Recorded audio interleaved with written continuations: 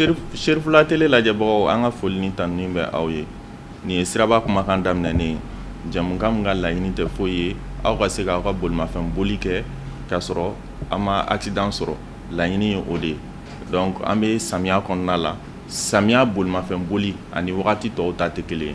an yɛrɛ an ta dɔn ta ni fɔ a la an ka jamukan tɛmɛnenw na mais bi an y'a kanu ka se spécialistes ma minnu b'a dɔn yɛrɛ ka tɛmɛ.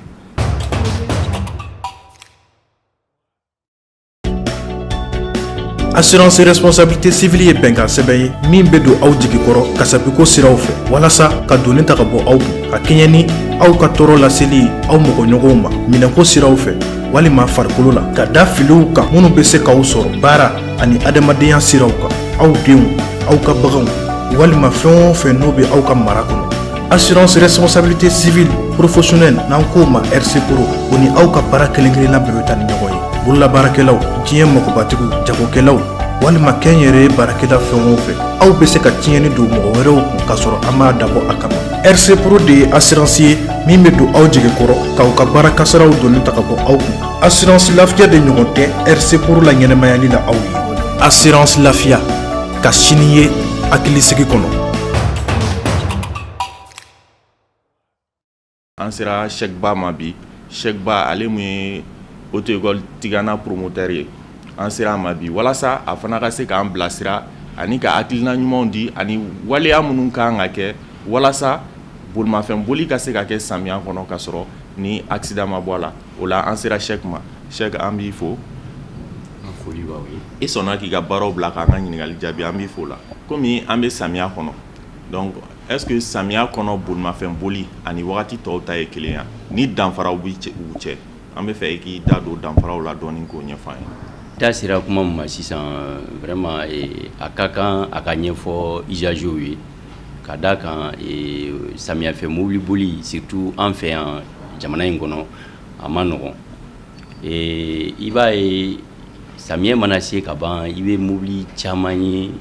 mobiliw cogoyaw tɛ kelen ye parce que ni an ko an bɛ an da maga la an tɛ se k'an da maga la yanni an ka se mobili bolila yɛrɛ ma fɔlɔ an bɛ mobiliw a ɲɛfɔ mobiliw catégories bɔ ɲɔgɔn na parce que i b'a dɔn k'a fɔ mobili boli kɔnɔna na i bɛ yɔrɔ dɔw jate minɛ k'a ye k'a fɔ samiyɛ fɛ ni san commencera ka na i b'a sɔrɔ siraw cogo tɛ kelen ye d'abord mobili minnu bɛ boli goudron kan ani minnu bɛ boli pisi buguri dugukolo gansan kan ani u cogoyaw tɛ kelen ye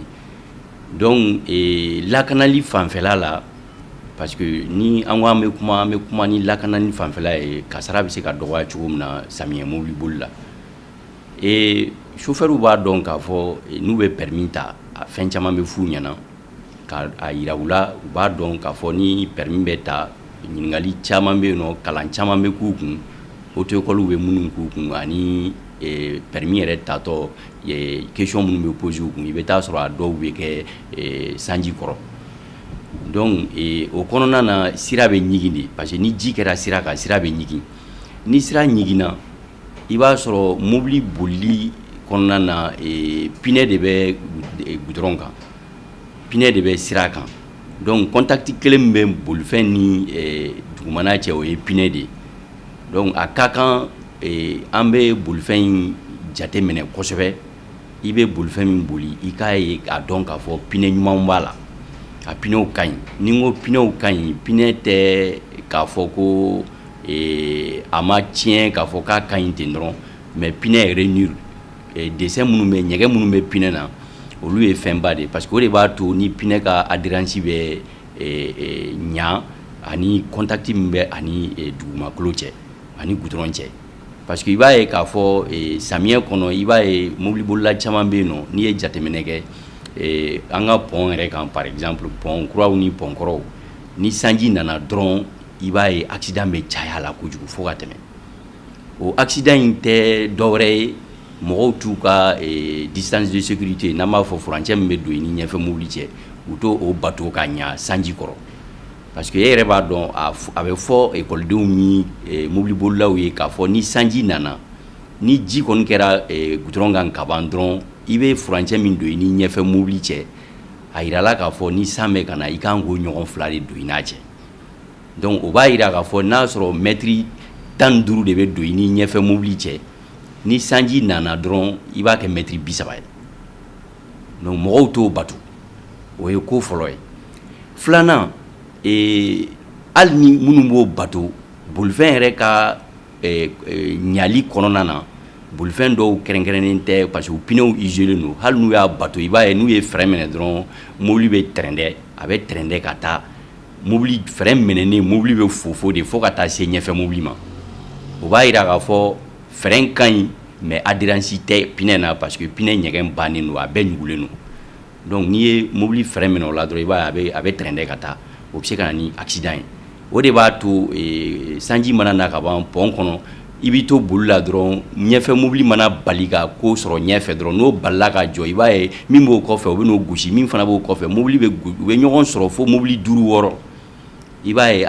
dɔw kasara bɛ bonya fo ka tɛmɛ parce que a bɛ kɛ dégâts matériels ye a dɔw yɛrɛ bɛ yen nɔ n'a sɔrɔ ceinture tɛ mobili bolila la i bɛ taa sɔrɔ dɔw yɛrɛ bɛ jogin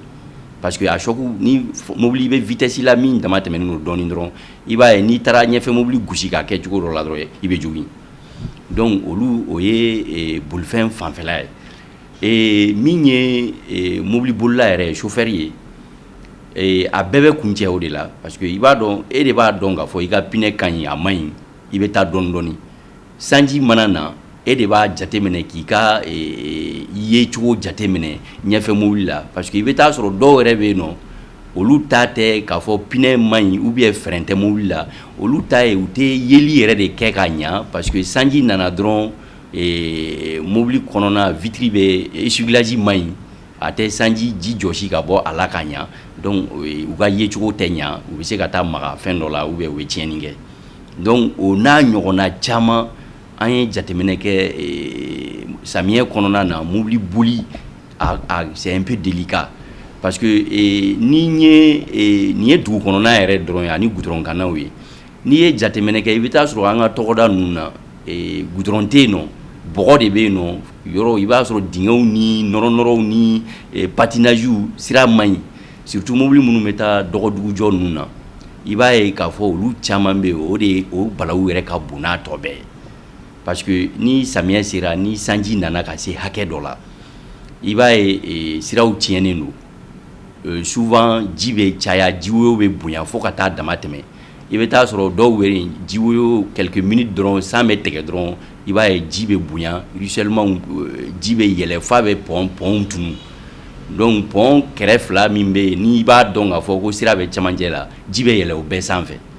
mais mɔgɔw tɛ muɲu ka sabali ka hali miniti damadɔ kɔnɔ dɔrɔn yanni jiwoyo ka tɛmɛ i b'a ye dɔw bɛ na dɔrɔn u b'u kari ka don e bɛ don o la i bɛ bɔ min kalama dɔrɔn i bɛ taa jigin dingɛ kɔnɔ parce que ni pɔn côté fila e ɲɛ t'o la e bɛ sira de jateminɛ kɔ dɔrɔn k'a fɔ jiwoyo b'a la donc i bɛ o kɔni ye loterie de ye i bɛ taa ka taa i ɲɛsin yɔrɔ de la peut-être i bɛ taa sɔrɔ o de ye dingɛ ye i bɛ taa jigin a kɔnɔ an y'a ye a caman bɛ yen nɔ i bɛ mobiliw caman ye jiwoyo ni fɛnw b'u cɛ ka tɛmɛ parce que jiwoyo fanga ka bon kana bila i kunna k'a fɔ e bɛ mobili min kɔnɔ ko i bɛ taa sɔrɔ mobili voiture yɛrɛ dɔw bɛ yen nɔ a caman bɛ yen nɔ u si tɛ caya ka tɛmɛ 3 tonnes 3 ni tila kan bon fanga min bɛ jiwoyo la ni e y'o jateminɛ k'a fɔ ko e bɛ mobili min kɔnɔ k'a ka girin mobili ni ji kɔni mobili sen fogona ji kan ka ban a bɛ taa n'a ye de o ji bɛ taa sira min fɛ mobili bɛ taa yen de donc direction ko t'o la mobili moteur wuli ko t'o la parce que i y'a mɛn mobili bɛ taga n'i ye o y'a sɔrɔ a sen fila bɛ goudron kan de n'a tɛ sira kan ka ban ni jiwoyo y'a ta ka ban a bɛ taa n'i ye a ɲana yɔrɔ la o tuma i bɛ t'i yɛrɛ sɔrɔ fo ba kɔnɔ an y'a ye a caman kɛra yan nɔ mobiliw bɛ jiwoyo bɛ mobiliw ta ka taa donc il faut que mɔgɔw ka o yɔrɔ ninnu jateminɛ i bɛ mobili min kan k'a boli i k'a jateminɛ est ce que mobili de don système min b'a la a b'i permettre ka se ka taa dɔɔnin dɔɔnin hali ni mobili foncera i bɛ se ka accessoire dɔw bɛ yen n'an b'a fɔ o ma carabotage ni carabotage tɛ mobili la e yɛrɛ bɛ ka i ka mobili ta yɔrɔ woloma k'a jateminɛ mais n'i b'a dɔn k'a fɔ i ka mobili i bɛ taa sira min kan bɔgɔ nɔrɔ-nɔrɔw ni fɛnw b'a la ni anti patinage t'a la carabotage t'a la ni i donna bɔgɔ la n'i b'a dɔn k'a fɔ mobili tɛ se ka bɔ kan'a fɔ k'i bɛ vitesse ba sugu dɔ ta ka girin ka kasara lase mobili n'a kɔnɔmɔgɔw ma parce que an b'a ye k'a fɔ u ka sotarama ninnu 207 minnu bɛ taa dɔgɔdugu ninnu na i b'a ye voyage siraw fɛ u bɛ foncer dɔrɔn ou bien n'u ye mobili dɔ foncelen ye minnu bɛ kɔfɛ olu b'a fɔ ko bon ko passagers bɛɛ ka jigin passagers bɛ jigin souvent dɔw yɛrɛ bɛ to a kɔnɔ chauffeur kɛ bɛ mobili bila première la ani vitesse a bɛ taa élan ba de la ka don o bɔgɔ la ani vitesse de bɛ na mais contrôle t'o la o parce que e bɛ don bɔgɔ min na i b'a ye bɔgɔ b'i cɛ de ni bɔgɔ y'i cɛ ka ban dɔrɔn contrôle wɛrɛ t'a la mobili bɛ taa ɲana yɔrɔ de la donc bɔgɔ bɛ taa ni mobili ye fan min fɛ i ka route directrice direction de bɛ taa ni mobili ye ni direction ma se ka taa a ɲana yɔrɔ la mobili bɛ se ka taa bɔ ka bin dingɛ dɔ kɔnɔ ou bien i bɛ fɛ k'a fɔ k'i bɛ tɛmɛ mobili min yɛrɛ jɔlen b'i kɛrɛfɛ i bɛ taa don o la a bɛ se ka kɛ kasara ye fo k'a dama tɛmɛ an b'a caman ye donc il faut que mɔgɔw k'o yɔrɔ ninnu jate minɛ kosɛbɛ kosɛbɛ samiyɛ mobili boli la. I ko samiya fɛ mobili boli ni dugu kɔnɔna tɛ goudron ma yɔrɔw tɛ a ko ka gɛlɛn kosɛbɛ donc an b'a ye tuma dɔ la mobili dɔw bɛ foncer mais n'a ye fɛn dɔ fɔ sisan i ko ni mobili foncera sisan est ce que système bɛ yen nɔ mɔgɔw bɛ se ka mun kɛ parce que i bɛ taa sɔrɔ an ka dugutaga sira ninnu na tuma dɔ la a sira ninnu kan i bɛ taa sɔrɔ voyage kɛ mobili walima mobili wɛrɛw bɛ foncer u bɛ système wɛrɛw ɲini e ka baara don i tun bɛ i ye visite technique kɛ i bɛ fɛn caman dɔn mobili ko la est ce que ni i ka mobili foncera i bɛ se ka fɛɛrɛ jumɛnw kɛ n'o y'a sɔrɔ o matériel tɛ ka mobili la i n'a fɔ crabotage ninnu ka mobili labɔ e sigi fɛɛrɛ wɛrɛw bɛ yen i bɛ se ka mun kɛ walasa k'i ka mobili labɔ n'a ma ɲɛ a kɛra ka ban. bon o ɲininkali in ka ɲi kosɛbɛ parce que ni ko tiɲɛna ka ban i bɛ jateminɛ kɛ ko bɛ ɲa cogo min na lakana kɔnɔna na i b'a o de ta ni mobili foncera mobili kɔni mana foncer ka ban k'a sɔrɔ système t'a la min bɛ se ka a labɔ i n'a fɔ an filɛ ka yɔrɔ minnu fɔ crabotage c'est vrai que crabotage ye système de u y'a kɛ mobili la pour que mobili dɔw bɛ yen yɔrɔ ni sen naani bɛ mobili la sisan pinɛ essuie fila min b'a la i bɛ taa sɔrɔ kɔfɛla de bɛ taa ni mobili dɔw ye n'an b'a fɔ o ma propulsion olu ye propulsion arrière ye kɔfɛla mobili kɔfɛla donc kɔfɛla de bɛ taa ni mobili ye maintenant mobili dɔw bɛ yen olu ɲɛfɛla de bɛ taa n'u ye an b'a fɔ o ma ko traction avant maintenant minnu kɔfɛla bɛ taa n'u ye ni olu jiginna foncera bɔgɔ la i bɛ taa sɔrɔ olu bɔli ka gɛlɛn kosɛbɛ kosɛbɛ parce que kɔfɛla bɛ patiner de n'i ye vitesse don dɔrɔn ka embrayage bila i b'a ye mobili sen bɛ munumunu a gerennen don bɔgɔ la a bɛ to munumunu na mobili tɛ taa parce que mobili gulonnen de bɛ to i b'a ye bɔgɔ b'a minɛ bon mais ni crabotage b'a la n'i ye crabotage k'a la dɔrɔn ɲɛfɛla ni kɔfɛla les 4 roues seront motrices donc a ɲɛfɛla n'a kɔfɛla a bɛɛ bɛ munumunu k'a fɔ k'a bɛ taa n'a ye o b'a yira k'a fɔ ni kɔfɛla balanna n'a sɔrɔ ɲɛfɛla ma balan ɲɛfɛla bɛ se ka mobili labɔ bɔgɔ la donc ni ɲɛfɛla de balannen don ni kɔfɛla ma balan kɔfɛla fana bɛ taa n'a ye a bɛ fɔ o de ma système 4x4 permanent donc crabotage de b'o kɛ o levier i b'a ye mobili dɔw bɛ yen i bɛ levier fila y'u kɔnɔ donc dɔw ye manuel ye dɔw ye automatique ye olu crabotage ni mobili kɔni jɔra dɔrɔn na vitesse b'a la ka ban i b'a ye crabotage b'a ta automatiquement o mobiliw bɛ yen dɔw bɛ yen f'i ka levier in k'a la ka manuel k'a la pour que k'a craboter i bɛ taa sɔrɔ mobili dɔw yɛrɛ bɛ yen i bɛ bɔ de ka taa munumunu sen na pour que a ka craboter maintenant o fila si tɛ mobili min na i bɛ taa sɔrɔ généralement an ka transport mobili ninnu caman bɛ yen i n'a fɔ u ka sotarama 207 ninnu Mercedes minnu bɛ taa dɔgɔdugu ninnu ni fɛnw jɔ crabotage t'olu la et puis olu caman bɛ yen nɔ u kɔfɛla de bɛ taa n'u ye o ye propulsion de ye pont bɛ kɔfɛla dɔrɔn de la i b'a sɔrɔ pont tɛ ɲɛfɛla la parce que rare minnu ye système 4x4 ye donc n'olu foncera n y'o de f'i ye n ko conducteur caman de bɛ yen nɔ yan'u ka jigin bɔgɔ la u b'a ye k'a fɔ ɲɛfɛla yɔrɔ dɔ bɛ yen nɔ u bɛ jigin dɔrɔn i b'a ye u ni vitesse ba de bɛ don a la pour que u bɛna foncer tuma min na u ni fanga min bɛ don o k'u permettre ka bɔ bɔgɔ la bon o de man ɲi o de ye balawu ye parce que i fara t'o la dɔrɔn ni bɔgɔ ko k'a b'i cɛ dɔrɔn i b'a ye mobili binnen de bɛ bɔ a mobili dɔw bɛ yen u bɛ bin f'a bɛ kolonkolon dɔw bɛ yen i bɛ taa sɔrɔ u ni vitesse min bɛ don bɔgɔ la n'u donna yɔrɔ min na dɔrɔn direction bɛ tila k'u cɛ i b'a ye mobili bɛ taa n'a sɔrɔ yiri bɛ kɛrɛfɛ ou bien obstacle wɛrɛ bɛ kɛrɛfɛ u bɛ taa don o la mobili bɛɛ bɛ gɔlɔn ou bien a bɛ fɛngɛ o de y'a to i b'a caman ye mobili foncelen bɔlen i b'a ye a caman bɛ yen n'u ka mobili aile gɔlɔnnen tɛ i bɛ taa sɔrɔ foire côté kelen cilen don wala ko dɔ kɔni bɛ k'a la accrochage dɔ bɛ k'a la donc a ɲuman ye min ye n bɛ fɛ ka min fɔ mɔgɔw ye conducteurs ye u k'a faamu n'i ka mobili foncera depuis i bɛ don bɔgɔ la e yɛrɛ de b'a dɔn k'a fɔ nin bɔgɔ modèle min bɛ yen nɔ n bɛ n ka mobili jateminɛ ka bɛn ni o ye a tɛ k'a fɔ ko i bɛ vitesse ta ou bien i bɛ safari wɛrɛ bɔ k'i bɛ vitesse sugu dɔ ta fo ka taa i ka contrôle perdu a ma dabɔ o kama n'i donna i bɛ don ni allure min ye i gɛlɛya o allure kelen ka to i bolo ni dingɛ bɔgɔ ye parce que bɔgɔ i bɛ taa sɔrɔ a ka fasa i ko tɔw donc patinage de b'a la maintenant e b'a bila i kunna i ka kɔfɛ sen de bɛ taa n'a ye parce que i ka mobili kɔfɛ propulsion de don donc kɔfɛla de bɛ taa n'a ye ni ɲɛfɛla donna ka ban yanni kɔfɛla ka taa n'a ye ɲɛfɛla ni elani min bɛ don bɔgɔ la i gɛlɛya i n'o o allure kelen ka jigin a la kan'a fɔ k'i bɛ mobili régime moteur yɛlɛma ka rythme falen i donnen ko bɔgɔ la donc i n'o o élan min donna a ka ca Ala fɛ ni i ye o maintenu k'a sɔrɔ i ma changement don la i b'a caman bɛ i bɛ bɔ hali n'i ma bɔ i bɛ taa sɔrɔ i hakili b'a la k'a fɔ i bɛna dan yɔrɔ min a bɛ tɛmɛ o kan donc a tɔ a bɛ se k'a pousser coup de main k'a la a b'a pousser k'a labɔ o ka fisa ni kasara ye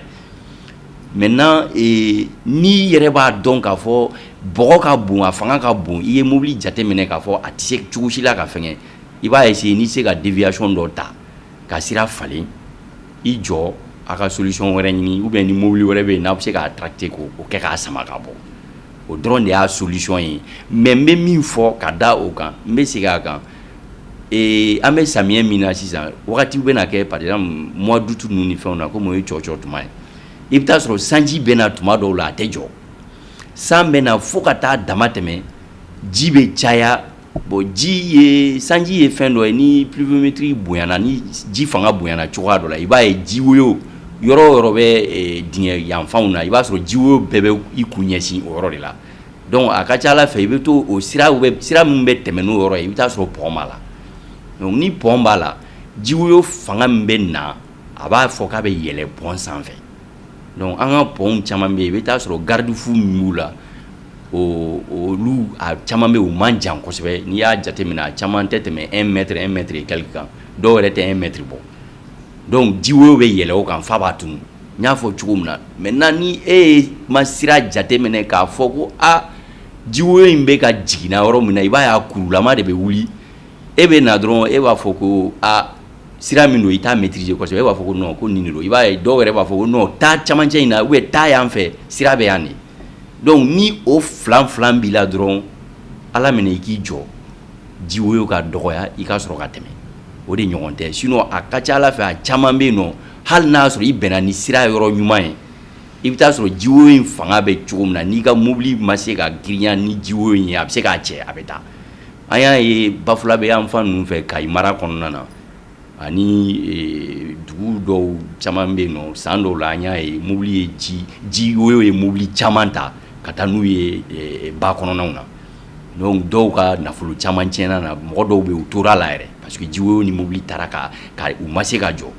bon kɛrɛnkɛrɛnnenya na mototigiw fana an y'a ye k'a fɔ an ka quartier commune 5 fanfɛla yɛrɛ yɔrɔ dɔw bɛ yen nɔ i bɛ taa sɔrɔ pont dɔw bɛ Torokɔrɔbugu yan fan ninnu fɛ a bɛ yɔrɔ caman na ni sanji cayara dɔrɔn i bɛna sɔrɔ jama jɔlen bɛ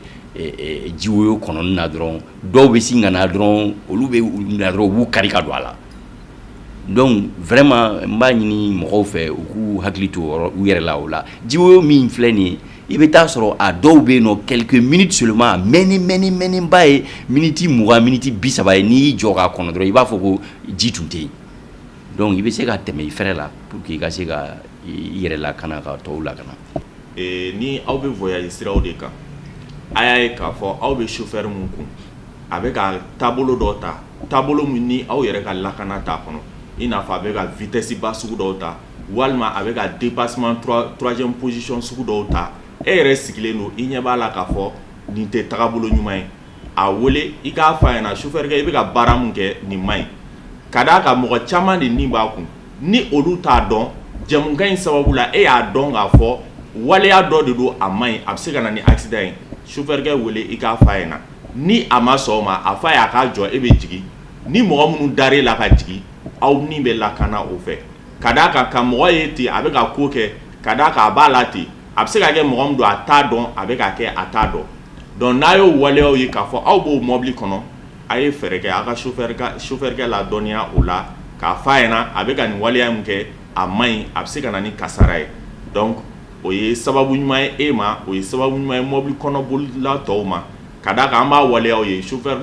kura dɔw bɛ yen nɔ u bɛ mɔgɔw ta transport la u bɛ boli cogo sugu bɛɛ kɛ sira ninnu kan. Donc waleyaw de don, waleya minnu man ɲi a bɛ se ka na ni accident ye, a dun accident bɛ se ka kɛ ni caman de bɔli ye. Donc an y'a kanu k'o yɔrɔ f'a ɲɛna aw ka hakili to o la.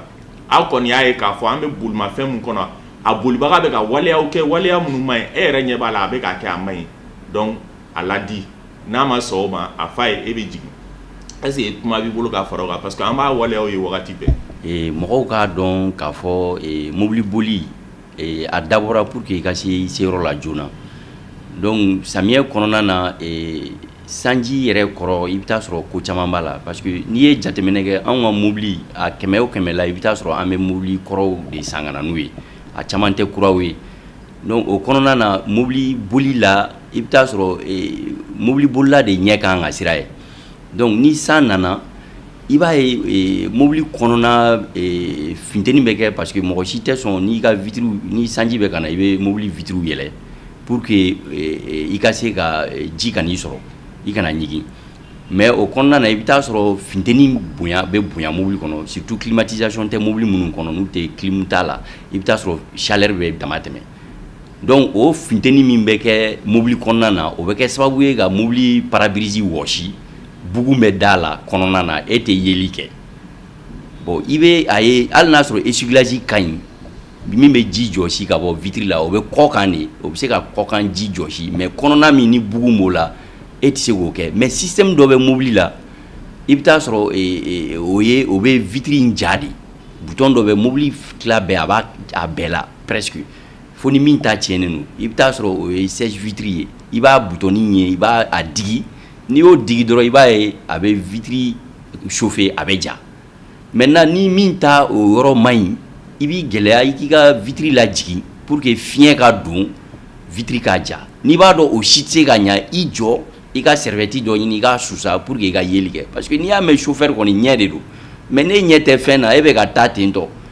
a kɛra sufɛla ye peut-être que hali mobili dɔ bɛ na i ni croisement sen fɛ mobili dɔ bɛ a essayer k'a ka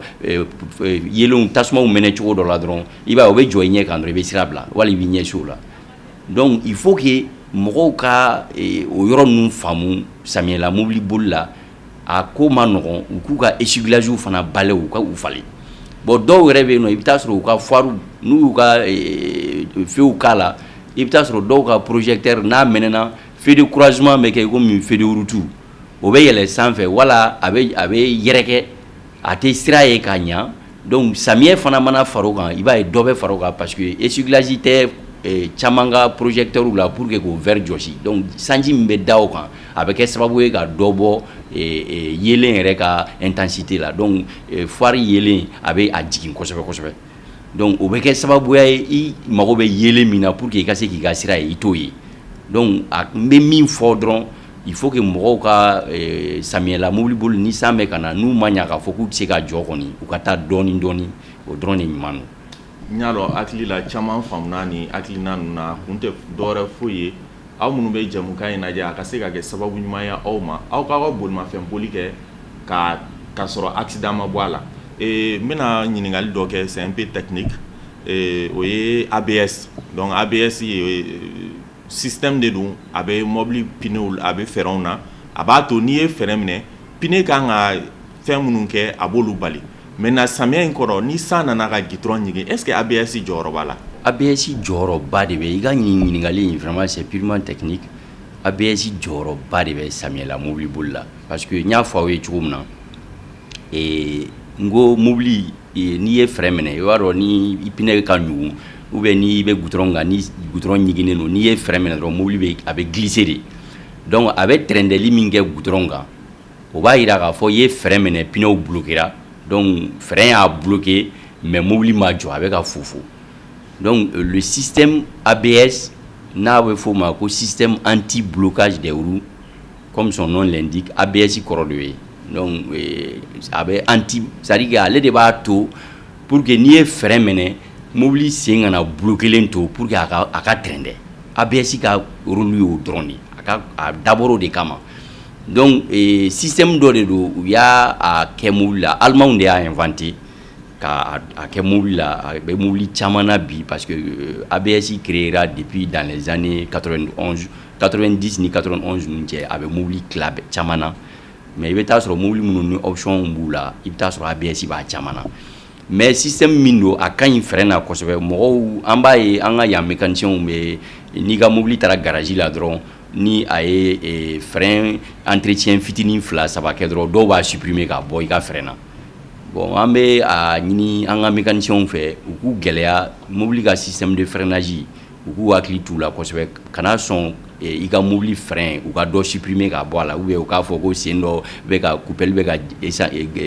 liquide perdu k'u b'a supprimer mobili sen o sen n'i y'a frein supprimer o bɛ dɔ bɔ frein ka efficacité de la donc frein ka kan ka fanga min sɔrɔ n'a ka kan ka mobili lajɔ i bɛ taa sɔrɔ ni mobili sen ye 4 ye ni e ye 1 bɔ a la a tɔ bɛ to 3 de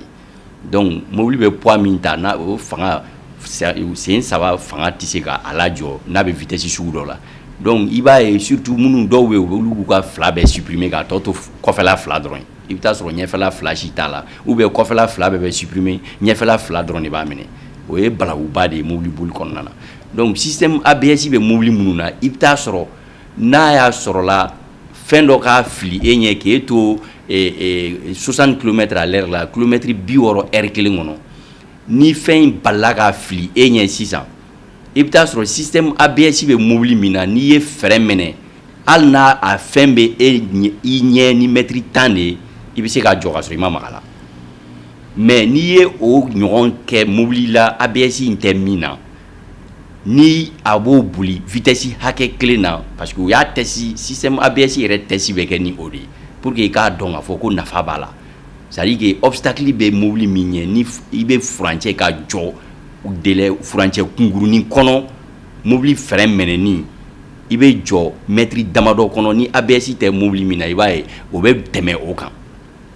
donc o b'a yira k'a fɔ n'i ye fɛn bila mɔgɔ dɔ ka bali ka i fili mobili ɲɛ sira kan sisan mètre 10 ɲɔgɔn k'e to vitesse la e n'a cɛ ye mètre 10 ye ni ABS tɛ mobili la dɔrɔn a bɛ yɛlɛ a kan k'a tigi faga mais ni ABS bɛ mobili min na i bɛ taa sɔrɔ o bɛ n'a tigi o chauffeur ye frein minɛ dɔrɔn i b'a ye a bɛ jɔ yɔrɔnin bɛɛ la k'a sɔrɔ a ma se o tigi ma donc ABS différence ye o de ye mobili la i bɛ taa sɔrɔ ABS n'a bɛ mobili la n'i ye frein minɛ ni mobili ko k'a bɛ pinɛ ko a bɛ tɛrɛndɛ dɔrɔn ABS in de b'a to pinɛ bɛ a b'a labila donc n'i ye mobili boli jateminɛ mɔgɔ minnu delila ka accident kɛ mobili la ni mobili dérapera n'u ye n'i y'u ɲininka u bɛ se ka n ka kuma in sɔn ji la i b'a ye ni i tora vitesse la sisan ni i bɛ boli la n'i donna bɛlɛ la bɛlɛma yɔrɔ dɔ la ni mobili cɛnɛna k'a fɔ k'a bɛ sira bila n'i ye n'i ye frein minɛ dɔrɔn mobili tɔ bɛ déraper de donc ABS de b'a to virage la n'i ye frein minɛ pour que e ka se k'i ka direction maîtriser i bɛ fɛ mobili ka taa yɔrɔ min na a ka taa yen ABS de b'o kɛ mais ni ABS tɛ mobili la i b'a ye n'a cɛra dɔrɔn mobili bɛ taa n'i y'a ɲɛna yɔrɔ la hali ni direction munu a tɛ ça n'aura pas de sens donc ABS nafa ka bon kosɛbɛ kosɛbɛ frein ko la surtout samiyɛ la. Monsieur Ba hakili la an ye caman faamu nin bɛɛ la hakili la k'a fɔ lajɛbagaw u bɛ n'u hakili to nin fɛn ninnu bɛɛ la walasa accident ko bɛ se ka nɔgɔya samiya fɛ ka d'a kan jateminɛw y'a jira k'a fɔ samiya de accident ka ca ni wagati tɔw ye ka da ko caman kan ni san nana a yelenko minnu fɔ faut que yelen ɲɛnamaw ka kɛ an y'olu ɲɛfɔ ka tɛmɛ il faut que i ka recyclage ka ɲa an y'a fɔ fana k'a fɔ aw ka hakili to météo la k'a dɔn bɛna taa dugutaga la n k'a dɔn k'a fɔ météo ye a fɔ sanba bɛ na fiɲɛ b'a kɔrɔ an ka hakili to ninnu bɛɛ la mun ye mototigiw ta ye aw k'aw jɔ ni san bɛ nalen a ye yɔrɔ dɔ ɲini aw k'aw jɔ k'a kana kɛ yiri kɛrɛfɛlaw ye ka d'a kan kɔdi ɲɛmɔgɔw ye nin ladilikanw fana fɔ k'a fɔ ko san kɔrɔla la yiri kɔrɔlaw man ɲi c'est à dire san kɔrɔ ka taa yiri kɔrɔ parce que ni fiɲɛ wulila a bɛ se ka yiri bin donc ni san nana dɔrɔn a ye yɔrɔ ɲɛnama de ɲini ka aw jɔ yen nɔ yanni san ka tigɛ olu ye ladilikan ye minnu bɛ se ka kɛ aw ma hɛrɛ ye monsieur Ba est-ce que kuma laban b'i bolo. kuma laban min bɛ ne bolo o de ye dɔrɔn chauffeur minnu bɛ mobili boli u ka halisa dɔ fara u ka dɔnniya kan parce que an b'a ye k'a fɔ mobili boli tɛ dɔrɔn k'a fɔ ko n bɛ se ka mobili bɔ a nɔ la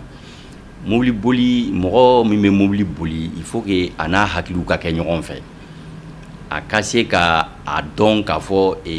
mɔgɔ n bɛ ka mobili min boli ni bɛ n yɛrɛ bolo mɔgɔ wɛrɛ minnu b'a kɔnɔ ani minnu bɛ sira kan u bɛɛ ni caman ni bɛ n bolo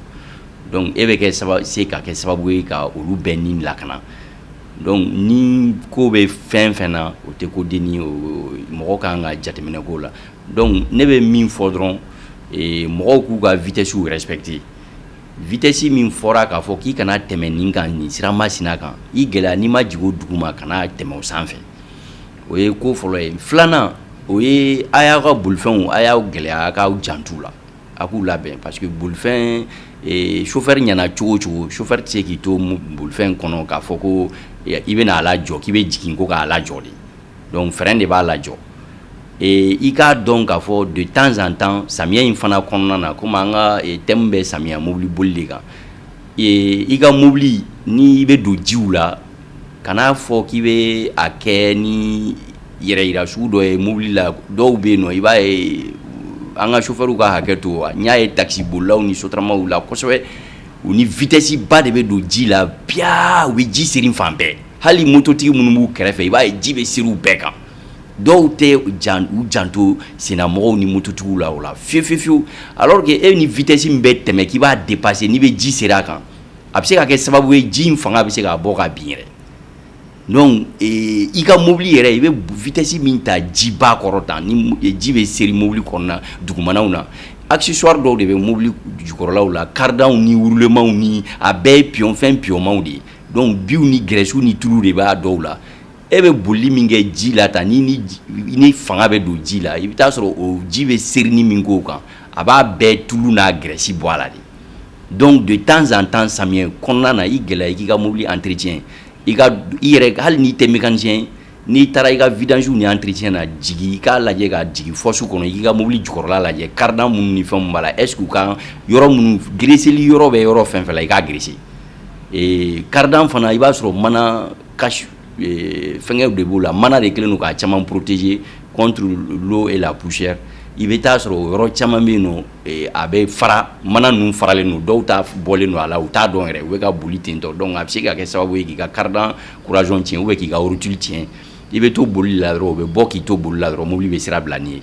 donc i b'a ye samiyaw la tuma bɛɛ i bɛ mobiliw jɔjɔlen u pneus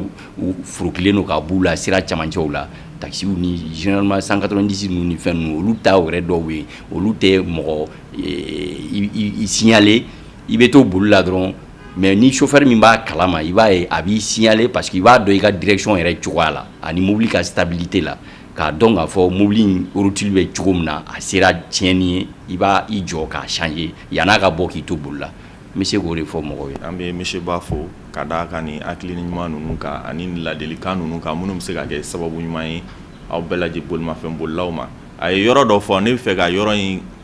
gɛlɛya yɔrɔ in kan kosɛbɛ o de ye samiya kɔnɔ an ka hakili to hakɛ la hakɛ man ɲi n'a fɔra e bɛna don ji la sennamatigi bɛ mototigi bɛ yen dɔw yɛrɛ b'a dabɔ a kama de ka girin ka don ji la ka ji seri mɔgɔw kan hakɛ b'a la fɛn do fɛn man ɲi mɔgɔ minnu ka baara don a y'a dabila ka d'a kan fɛn ɲuman tɛ bi an ni monsieur Ba de tun bɛ ka se ka kuma samiya fɛ mobili boli kan walasa aw ka se ka faamuyaliw sɔrɔ ka se ka accident bali hakɛto bɛ nin kan sali ala mahamadu. Assurance responsabilité civile ye bɛnkan sɛbɛn ye min bɛ don aw jigi kɔrɔ kasabiko siraw fɛ walasa ka donni ta ka bɔ aw kun ka kɛɲɛ ni aw ka tɔɔrɔ laseli aw mɔgɔɲɔgɔnw ma minɛko siraw fɛ walima farikolo la ka da filiw kan minnu bɛ se k'aw sɔrɔ baara ani adamadenya siraw kan aw denw aw ka baganw walima fɛn o fɛn n'o bɛ aw ka mara kɔnɔ. Assurance responsabilité civile professionnelle n'an k'o ma RC Pro o ni aw ka baara kelen-kelenna bɛɛ bɛ taa ni ɲɔgɔn ye. bololabaarakɛlaw diɲɛ magobatigiw jagokɛlaw walima kɛnyɛrɛ baarakɛla fɛn o fɛn aw bɛ se ka tiɲɛni don mɔgɔ wɛrɛw kun k'a sɔrɔ an m'a dabɔ a kama. RC Pro de ye assurance ye min bɛ don aw jigi kɔrɔ k'aw ka baara kasaraw donni ta ka bɔ aw kun. Assurance lafiya de ɲɔgɔn tɛ RC Pro la ɲɛnɛmayali la aw ye. Assurance lafiya ka sini ye hakilisigi kɔnɔ.